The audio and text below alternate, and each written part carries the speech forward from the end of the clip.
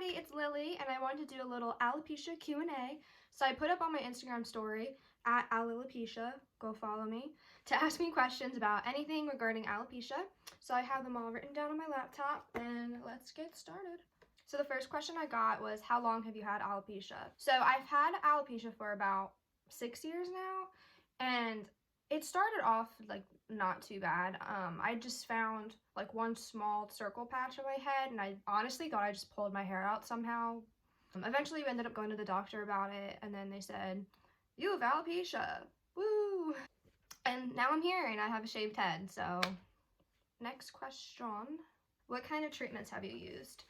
So I've actually done a lot of different treatments. Currently, I'm not really doing anything because I'm a little bit over it and I have a shaved head, so like, what's the point? At first, when I just had a bunch of like little small patches, I would get the steroid shots that everyone knows and loves, where they literally just inject you with some steroid thing, like a million injections in your head, and it feels really good. Imagine like getting a flu shot, but like 50 times, but in your head. I also did PRP therapy, which is platelet-rich plasma. It's like they take your blood and they mix it up with something and I don't know, all that jazz, and then they inject that into your head. So it's kind of like the steroid shots, except they actually numbed me first, so I didn't really feel it. And then went over my head with some vibrating needle. It literally felt like I was getting my head tattooed. Whole really weird process. My whole head was bleeding, but I did that like twice, and I do think I got pretty good results from that actually. The past time I did it, it was a little bit before I shaved my head, so. I also was given some sort of steroid cream to put on my head for a little bit, and I'll be honest, don't tell my mom, I would always forget to put it on, so I honestly can't tell you if that helped at all. I forgot, currently I am on spironolactone. I think that's how you pronounce it. I just got put on that like a month ago, and I don't think it's helped at all yet, but it's only been a month, so I don't know. Overall, treatments for alopecia are so annoying because they're all painful and just annoying. Alopecia is a really fun disease, and I'm having a good time. Next question. Are wigs expensive? I was just through my laptop. Okay. That's expensive. Yes, wigs are expensive, and you can get like a pretty nice synthetic wig off of like Amazon, but you just have to do a lot of work, customization to get it where you want. Like you have to pluck the hairline and bleach the knots, all that jazz that I don't want to do and I don't know how to do. And I prefer human hair wigs just because I want to be able to style it however I want if I ever want to get them colored. And they're pricey. My first like really nice human hair wig I got was from Freedom Couture, and those wigs go up to like $2,000, which now I have the review on my page. I get all my wigs from Nuola Wigs. There's one, and I'm wearing one right now. And these guys are about $800, give or take a few hundo. So yeah, I feel like a lot of times with wigs, you're paying for the quality of wig, you're paying for how well they made the hairline, like how realistic it looks. If it's full lace, that's more money. If it's colored, that's more money. Like if you just get these dark natural colored wigs, usually they're cheaper. I would rather have like a lighter color wig. But yeah, you can definitely find wigs that are cheaper. It just, you have to put in work to make it look nicer. Okay, somebody asked me, how do you feel confident? That's definitely a hard one because I don't always feel confident. I'm not going to say to you, I have my life figured out, I feel great, I'm beautiful. Sometimes I have days where I feel awful, but I think what really helps me feel confident is days like this where I just get dressed up, maybe put some makeup on, put my hair on, and you know, I'll take a few selfies or something, and I think that really just makes me feel better because it makes me feel pretty. Yeah, I wish I had a better answer for you on how I feel confident, but honestly, sometimes I have days where I just want to hide forever.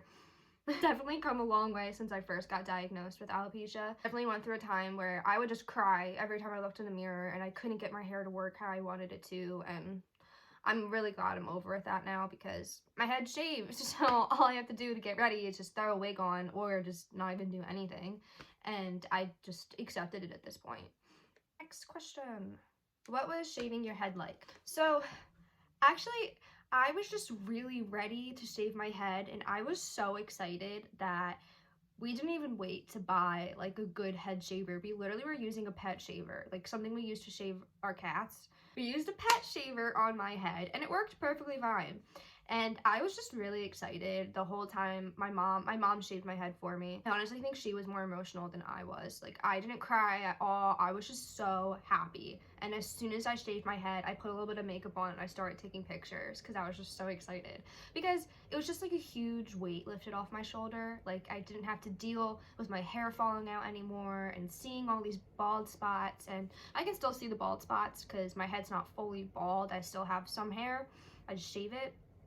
But it's so much better just putting on a wig whenever I want, or just not dealing with my hair, than it was watching it all fall out. I know I definitely see a lot of people who shave their heads and it's really emotional for them, which I totally understand. Everyone handles things a little bit differently. If you're thinking about shaving your head, I say go for it because I think it was the best decision I've made. Somebody asked me, how do you deal with bullies?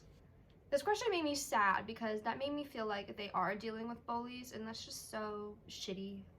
I'm not gonna lie to you all, I really haven't had experience with bullies. Um, I had alopecia in high school, but it wasn't that bad to the point that I don't think anyone really knew. I didn't really talk about it, and it was something I could easily hide. I really do feel for anybody going through alopecia in high school because girls are really mean. And nowadays, like, I'm in college now, and I feel like in college, people just kind of mind their own business.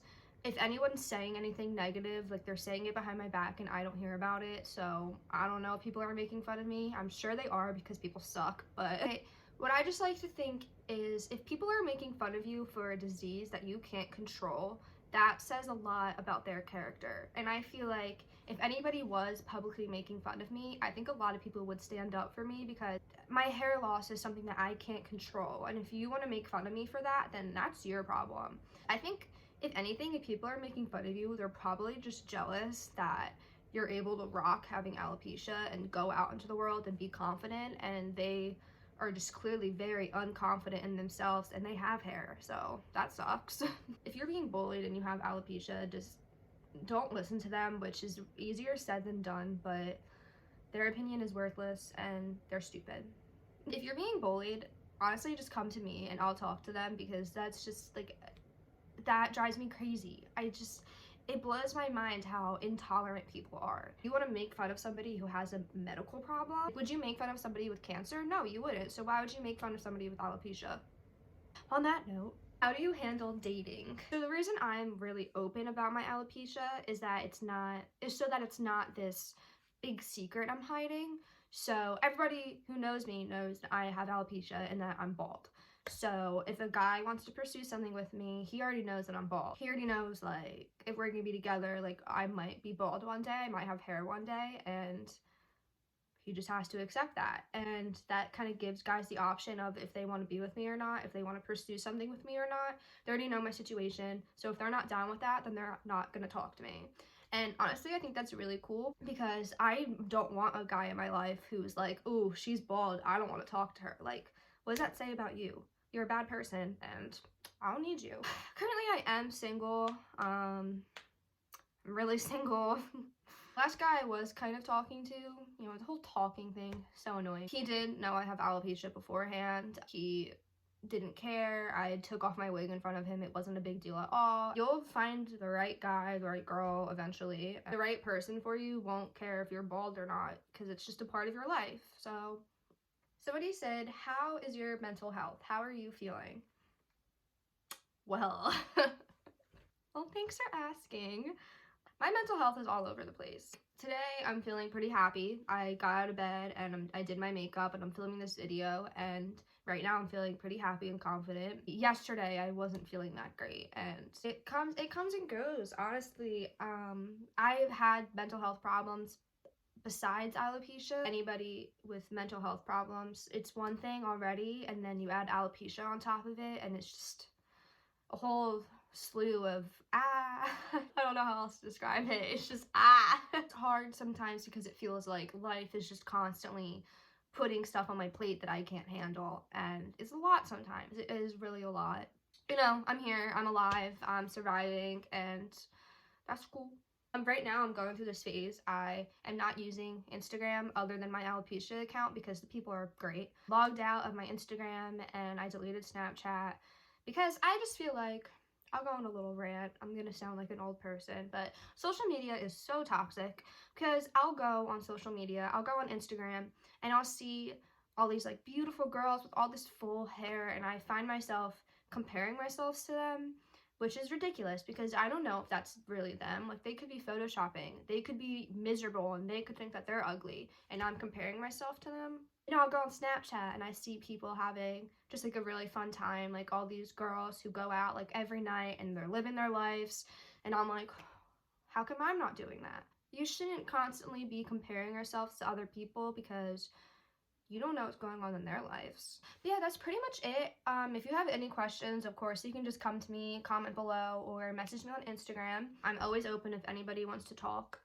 You know, alopecia is a difficult thing, and it really helps to talk to other people. I think I've definitely been a lot happier since I've been a part of the alopecia community on Instagram because there's so many amazing people. But yeah, that's pretty much it for today. Thank you so much for watching. I'll see you guys next time. Remember to follow me on alopecia. I'll put the links down below. And I sound like such a YouTuber. See you guys next time. Bye!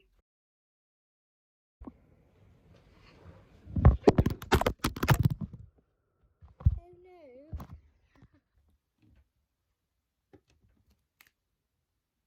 This is from an IV. Freaking a week later and I'm still bruised. What they do to me.